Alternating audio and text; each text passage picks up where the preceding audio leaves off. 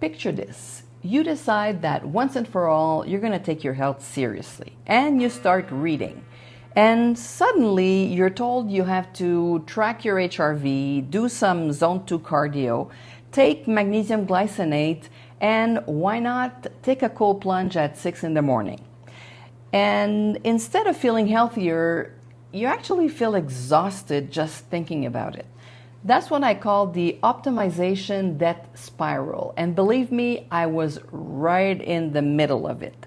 So instead of continuing my research, I asked AI not to give me more information, but to take my own information, my data, and also some very reliable and relevant research that I could put into notebooks like longevity and day-to-day well-being. And that changed everything. Hi, I'm Chantal and welcome to AI for 50 Plus, born before Wi-Fi, owning AI.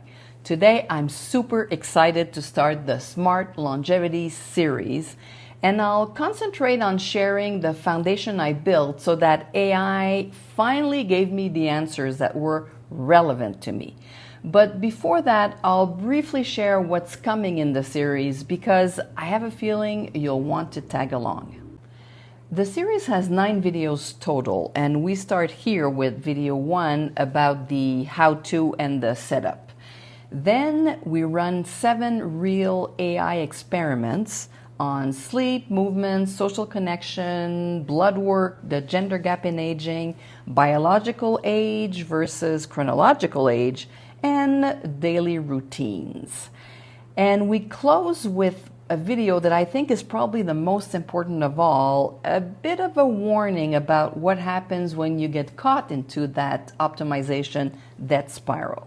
Now, each experiment in videos 2 to 8 stands on its own. You don't need to watch them in order, but I do recommend you start here because the notebooks that I'm about to show you are the secret sauce. So if you build yours now, you'll be ready to follow along as we dive into the data together. For the whole series, I'll be using what I call my second brain on health. And that second brain is comprised of 4 notebooks. The first one is longevity, the second one, day-to-day well-being. The third one is my health with the results of tests like blood work or x-rays. And the fourth one is personality profile. Now, before I show you the notebooks, I need to show you how I built them because it's not simply saying just open NotebookLM and dump a bunch of sources. If you want the AI to give you reliable answers, you need to really have reliable sources. And for that, you need a process. So that's why I'm in ChatGPT, because ChatGPT is one of the 3 tools that I used to create these notebooks. ChatGPT actually is the one that I plan with and brainstorm with. You can also use Claude for that. I find Claude is very good also for brainstorming planning. And also ChatGPT writes all of the prompts, and you don't need to worry. In the description below, I've put 2 links, one for the longevity notebook setup and another one for the day-to-day well-being one. Once ChatGPT has planned with me and brainstormed, it writes the prompts, and then I go to Perplexity. And we'll go to Perplexity and I'll explain what I do there. And then finally, I'll go in NotebookLM where actually I store everything and it validates itself as well. And it becomes the brain that I really chat with. For the first notebook, longevity, I'm going to spend a bit more time because it's basically the same process for the day-to-day well-being one. And the other 2 are much simpler. I started first, as you can see here, I started with planning and brainstorming. Basically, we had a long conversation where I said, well, I don't want to start, even if my research is reliable, how do I know that I'm researching the right thing? So the first step for me was to find the factors. What are the factors that impact longevity the most? And then I want them also ranked. I want a group of factors where it's like non-negotiable, it's crucial. I want another group that is really important, and then I want a third one where, well, it might be context dependent. ChatGPT wrote the prompt, all of the prompts, but the first prompts was for Perplexity to actually work on these ranked factors. It's a prompt asking basically what are the important factors that really move the needle for longevity and rank them for me. And what is interesting here is that normally I go to Perplexity because I love the sources because I can check them and vet them. But in this case, I wasn't really interested in all of the sources because I don't want my notebook to have sources on how we rank factors. I want the content, the research, and the sources about the factors themselves. You have here, it gave me the tier 1, highest impact, then tier 2, and then tier 3. And don't worry because the ranked factors are also in that document there in the link. Once I had that, I put that on a Google Doc. And then I went to NotebookLM. Here we are in NotebookLM. And this is the longevity notebook. And I started first by putting one document, and it was that ranked, I have to find it here. Here we go. The ranked factors. And that was the only document that I put in there to start with. And it was the preliminary list, the one that Perplexity gave me. And what I did is that I put the ranked factors and I went into two places. Deep research, so I did a deep research here, and you'll see it, the first deep research document was about the factors and how they rank. I did that one, and again, I didn't download any sources attached to that deep research report because I wasn't interested in the ranking and stuff of that nature. I had the deep research report here, and just to remind you, you go here and you click and you go on deep research. And I also went into the chat and I said, looking of course at the two sources you have, are the factors that are there, do I have them all? And do I have the most important ones? Am I missing some? Are some in the list really not that relevant? And also comment on the ranking. And I said in the prompt, I'm not interested in knowing within each tier where they fall. I just want to make sure that I don't have one in tier 1 that should be in tier 3 and vice versa. That's what I did with NotebookLM, and that was the biggest foundational work. Now, I only had 2 documents. Well, what I did after is, as soon as it answered me, I took the ranking that it gave me and I did a Google Doc, and that became the ranked documents that you saw in my source. I removed the preliminary one because there were some changes, so I kept that. And then after that, that's where I did most of the research. I did deep research for each of the factors. And so you see there's a lot of deep research reports here. I have a report for each.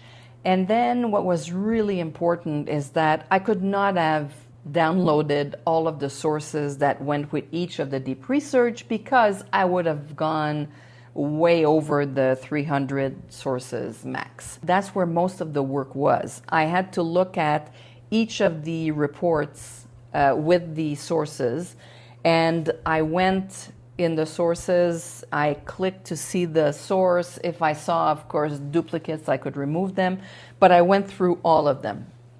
And I eliminated quite a few of them. I think I kept, ultimately, I had before between 40 and 50 sources for each of them, but I went down to probably 15 to 20, I would say, depending on the topic. So I vetted each of these sources, and I ended up at some point with close to about 250 sources in this notebook. I was fairly confident that it was pretty good. But now that the factors were all there, I had sources, so I went back into the chat here and I asked NotebookLM, okay, now check the sources. Again, it was a prompt from ChatGPT. check the sources and tell me if we have some factors that don't have enough sources, underrepresented, or some of them are not of good quality or reliability. Once I did that, I got an answer, and then if I had an answer in the longevity one, I didn't have any problems. But in the day-to-day one, NotebookLM came back and said, well, you're actually missing a part of because they have the deep research, of course, reports.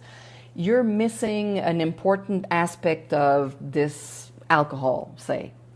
Because you have a lot of research about quantity, but you don't have a lot of research about timing, for example. What I did at that point is that I went back into NotebookLM. I didn't do a deep research for those. I did fast research. And again, I vetted sources to make sure that they were good, and I downloaded them into the notebook. I had all of my sources, and the last thing I did is I went here in those little configuration thing, and I put some instructions for NotebookLM as to how I want it to use those sources, what type of answers, the format that I wanted, and the tiers of all of the factors. And again, those instructions are in the documents that are linked below. The second notebook is the day-to-day well-being one, and basically it's the same way of doing things, but you'll notice, because I've put two links in the description, one is for longevity, the other one is for this one, because the ranked factors are different, and the factors are a bit different actually. A lot of them overlap, but they're not necessarily ranked the same way. Just as an example, if I remember correctly, alcohol is a tier 1 for day-to-day well-being, but it's a tier 3, thank God, for longevity. And again, I followed the same thing, ChatGPT for the prompts, while planning and brainstorming before, Perplexity for the research on the factors and the ranking, and NotebookLM basically for all the rest. I ended up with that one around 230, 240 sources. Then I have notebooks 3 and 4 that are my personality profile, where I put the results of personality tests that I did. And then my health, which originally was only tests that I did as well, like blood work, mammogram, and x-rays. But I did some research in it as well. For that one, the two of them, it was quite simple. For the personality, I downloaded the results as sources, very easy. For the My Health, I had some paper results. So I had the blood test results paper, I had the x-rays, I had a report as well, mammogram, the same thing. So what I did is I scanned them with my printer and I obtained PDF documents. And what I did, which is really important here in my health one, you'll see that all my tests are redacted, because you don't want personal information floating out there if there's a breach or something. What I did is that I opened the PDF that I scanned, that I got, into Preview, because I'm on a Mac, and then in the tools of Preview you have redact, and then it removes the information. It's not just covered and somebody can, get it. No, it's removed. That's really important. You have to be some kind of your own firewall and make sure you don't put information in there that could be used against you. So what I do usually, my last name I remove, my address if there is one, and also social insurance number, anything that is really, really, that can identify you, really. I suggest that you do that as well. So why 4 notebooks? Well, if we were limited to NotebookLM, and I say that respectfully because I love NotebookLM, it wouldn't matter, because inside NotebookLM, you can only use one at a time. But when you go into Gemini, like I'm here now, I can mix and match. You go to the little plus here and you go on NotebookLM, and then you add the notebooks that you want. So I can attach my longevity research and my blood work in the same conversation. And when the notebooks talk to each other, that's when the aha moments start. And those permutations are exactly what I'm going to be showing you in the next 7 videos, which are the experiment ones. Video 2 about sleep drops next Thursday, and it's not the go to bed early type of advice. It's more looking at your light exposure, your evening habits, your data, so that you know which ones are more important. Now, as I said, I've put everything you need in the links in the description below, and if you follow step by step, you shouldn't have any problems. You've got this. Thanks for watching, and see you next Thursday.